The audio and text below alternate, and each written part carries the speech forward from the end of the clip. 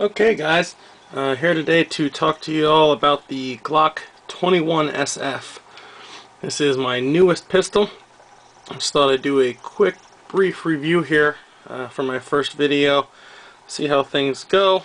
If I get enough support, might do a couple more videos here on some other guns and gun related products. So let's get into this gun here. Again, this is a Glock 21 SF. This is a full-size 45 caliber Glock pistol. What makes it an SF and makes it different from the standard Model 21 is the short frame designation. That means from the front strap to the back strap of the grip of the pistol has been slimmed down. Just makes, for most people, it gives a more comfortable grip on the gun. It's not so fat. It makes it easier to get the finger to the trigger. By the way guys, this is an unloaded gun. Empty magazine, well, no rounds are in the chamber.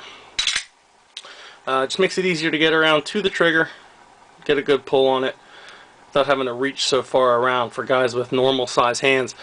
Some guys out there with big hands, the normal 21 is going to feel fine, but for most of us this SF feels really nice. This particular version is the one with the ambidextrous mag release, button on both sides, as well as the Picatinny accessory rail, as opposed to the standard Glock rail. Just be advised, if you do get the model with the Picatinny rail, finding a holster can be a pain in the ass. For my other guns I was using Black Hawk Serpa holsters. They do not make one other than a duty holster. They don't make a normal Serpa for the 21 with the Pic rail yet. So I had to switch over to a CompTac paddle holster for my outside the waistband open carry setup. But this does fit the CompTac Minotaur MTAC inside the waistband holster for concealed carry use, using the Glock 45 slide body. So if you go to CompTac's website, you can find those two holsters there, and they're both superb quality. Getting back to the pistol, as far as a review of it, in my opinion, it's fantastic. So we'll go down the typical checklist of things you talk about when reviewing a sidearm. First, ergonomics. Again, to me and to most people I've talked about, these 21 SFs feel really good. Glock also does a 30 SF, which is a smaller 45 ACP. Shorter barrel, less rounds in the magazine. So it feels good to me. The trigger is typical Glock. It's a little heavy, but it's not too bad. You know, it breaks okay. See here if I can get this lined up in the viewfinder. It's kind of a pain in the ass.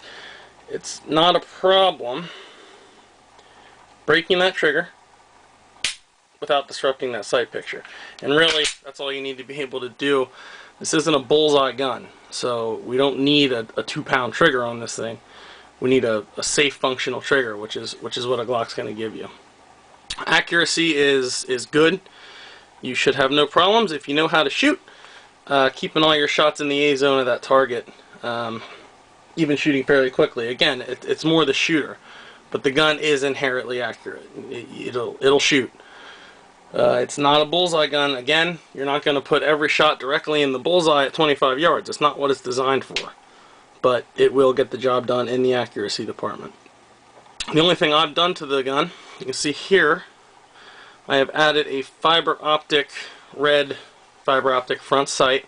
That's made by Hi-Vis. I kept the stock rear sight on there.